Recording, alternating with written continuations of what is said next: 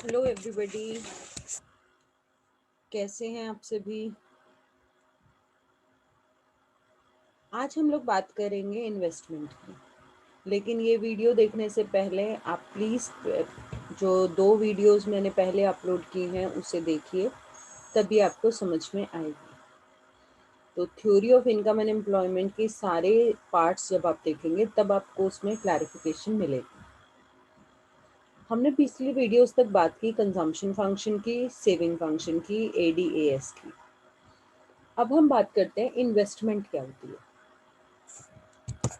Investment means आपकी एक economy है। अब आपकी इकोनॉमी में जो फ्लाईओवर हैं वो पुराने हो रहे हैं या नहीं हो रहे हैं, रोड्स टूट रहे हैं, यूज होते होते टूट रही हैं, जो भी चीजें बनी हुई हैं वो धीरे धीरे धीरे धीरे खराब हो रही हैं, जिसे अकाउंट्स में हम कहते हैं डेप्रिसिएशन। तो एक तो जितना आपका स्टॉक डेप्रिशिएट हो रहा है उतना तो आप री इन्वेस्ट करो ही करो, ताकि एटलीस्ट आप सेम लेवल पे मेंटेन कर पाओ।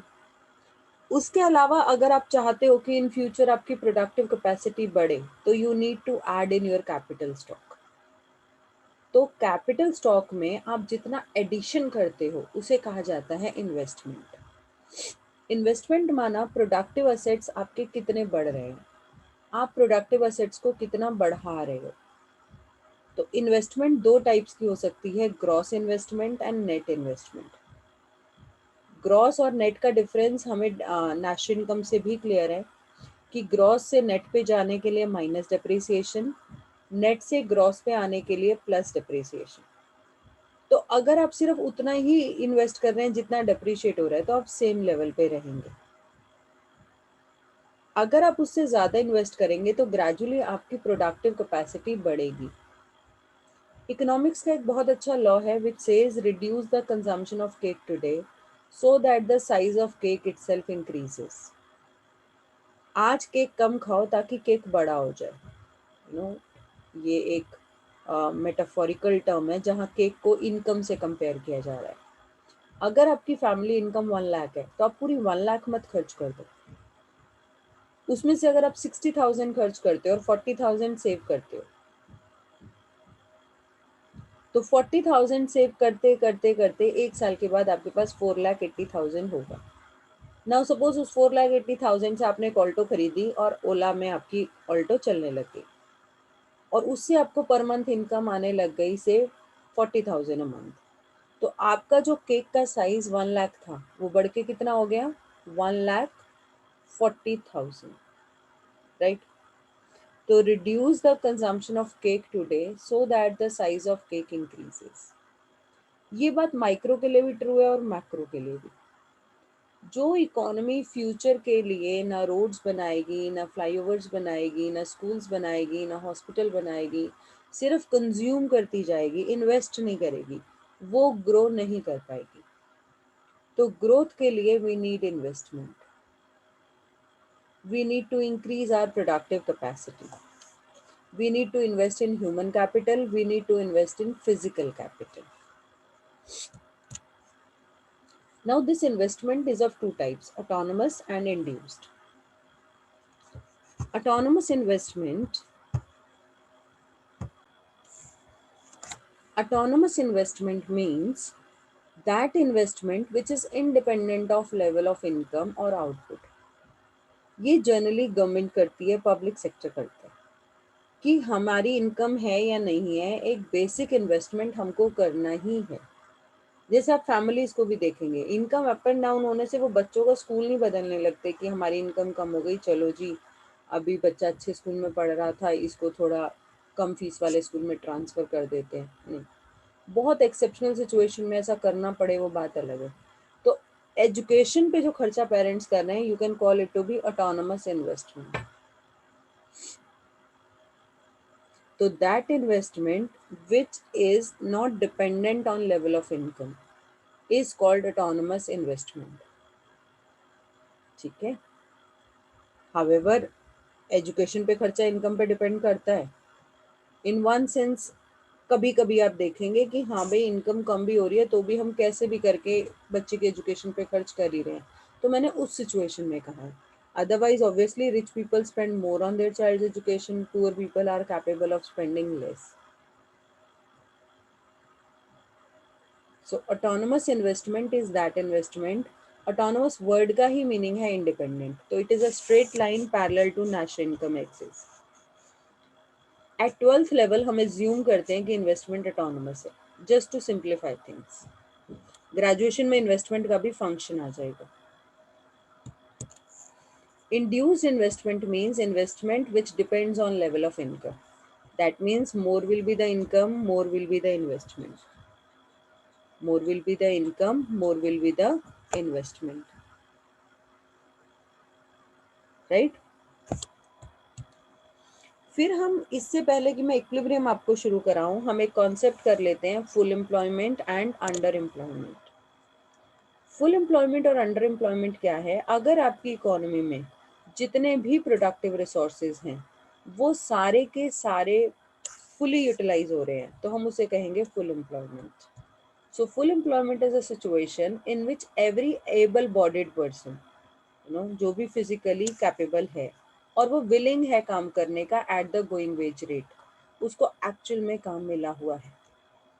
यानी वहाँ पे वॉलंटरी अनएम्प्लॉयमेंट हो सकता है। वॉलंटरी माना जो लोग खुद से अपनी इच्छा से अनएम्प्लॉयड हैं, मे बी उनको हायर एजुकेशन करनी है, may be they want to be a housewife, may be they are old people, they can not work, may be they are small kids. तो वॉलंटरली कोई unemployed है उसको छोड़ दीजिए। उसके अलावा जितने भी लोग काम करने के विलिंग हैं उन सभी को जब काम मिला हुआ हो, ऐसी सिचुएशन को कहा जाता है फुल एम्प्लॉयमेंट।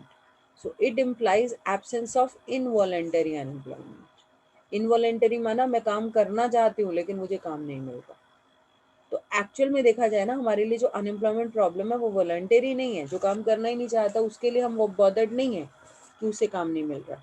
हम बॉदर्ड उसके लिए हैं जो काम करना चाहता है, जो काम ढूंढ रहा है, लेकिन मार्केट में लेबर की डिमांड ना होने के कारण उसको नौकरी मिल नहीं रही है। So full employment income level means जितनी भी आपकी इकोनॉमी में पोटेंशियल है वो अपने पोटेंशियल पे ऑपरेट कर रही है और अपने पोटेंशियल के according maximum output already produce कर रही है। फिर हम दो कॉन्सेप्ट्स यहाँ पे लेंगे, एग्जैंटे एंड एक्सपोस्ट। देखो, एंटे वर्ड का मीनिंग है एंटीसिपेटेड। मैंने प्लान किया, मैंने सोचा कि कमिंग मंथ में मेरी इनकम 1 लाख है, मैं 60,000 खर्च करूंगी, 40,000 सेव करूंगी। This is my anticipation. ऐसे ही इकोनॉमी भी एंटीसिपेट करती है कि हमारी इकोनॉमी में इतना सेविंग होगा, इतना इन्वेस्टमेंट होगा, है ना। जैसे अभी हम लोग इमेजिन कर रहे थे कि इंडिया 5 ट्रिलियन इकोनॉमी बन जाएगी, दैट वाज एंटीसिपेटेड। लेकिन प्लान्ड और अनप्लान्ड में फर्क आ सकता है। अब हमें नहीं पता था आउट ऑफ अ सडन ऐसा कोई कोविड-19 क्राइसिस आ जाएगा, तो अनप्लान्ड सब तितर बितर हो गया। जीएसटी से रिवेन्यू आने बंद हो गए, गवर्नमेंट के पास टैक्स रिवेन्यूज कम हो गए, अनएम्प्लॉयमेंट इतना बढ़ गया, गवर्नमेंट को कोविड कंट्रोल करने के लिए इतने खर्चे करने पड़े। तो वो जो हमारा एंटीसिपेटेड था वो क्या हुआ, वो पूरा का पूरा सफर हुआ। तो planned plus unplanned is equal to ex post, that is actual. तो पोस्ट को आप पास्ट से रिलेट कीजिए कि ये हो चुका, तो यानी एक्चुअल में ये हुआ। और एंटे माना एंटीसिपेटेड, आप फ्यूचर के लिए प्रेडिक्ट कर रहे हो इतना करेंगे। अब जो आप सोचते हो वही हो जरूरी तो नहीं है। तो ex ante saving, ex ante investment, ex post saving, ex post investment. So when a particular economy decides to save a particular amount, that is called ex ante saving. What it is actually able to save, that is called ex post saving. Similarly, what we plan to invest is ex ante investment, what we are actually able to invest is ex post investment. Technicality इसमें ये है कि एग्जेंटे और एग्जेंटे saving और एग्जेंटे investment हर level पर equal नहीं होते, वो सिर्फ इक्विलिब्रियम लेवल पर इक्वल होते हैं। Ex-ante investment and ex-ante savings are equal to only equilibrium level of income. Only at equilibrium level of income, right? However, actual saving and actual investment are equal at all levels of income. So it can be a true false. Planned saving equal to planned investment only at equilibrium level. Actual saving is equal to actual investment at all levels of income. देखो, मैंने जब आपको ADS वाला video कराया था तो मैंने उसमें आपको बताया था AD is national income by expenditure method, AS is national income by income method. AD क्या था? C plus I plus G plus X minus N. Expenditure method से नेशनल इनकम क्या होती है? Private final consumption expenditure, government final consumption expenditure, gross domestic capital formation plus net exports, GDPMP, right. इन्हीं को add करके AD आ रहा है, तो AD is nothing but national income by expenditure method. AS is nothing but national income by income method, because जो आपकी income है या तो आप उसे कंज्यूम करोगे या सेव करोगे या टैक्सेस पे करोगे, तो उसके इक्वल आपका एएस है। तो इनको हर लेवल पे इक्वल होना चाहिए, क्योंकि हमने नेशनल इनकम में पढ़ा है कि national income bye all the three method same आती है, तो ये हर लेवल पे इक्वल होते हैं एक्चुअल वाले। लेकिन जो हम प्लान करते हैं वो सिर्फ एक ही लेवल पे इक्वल होता है, ठीक है। तो ये हम यहाँ पे इस टॉपिक को अंडरस्टैंड करके नेक्स्ट वीडियो की तरफ बढ़ेंगे, पार्ट 4, जहाँ मैं आपसे बात करूँगी regarding your national income equilibrium by two approaches, AD and AS. Thank you so much. Keep watching.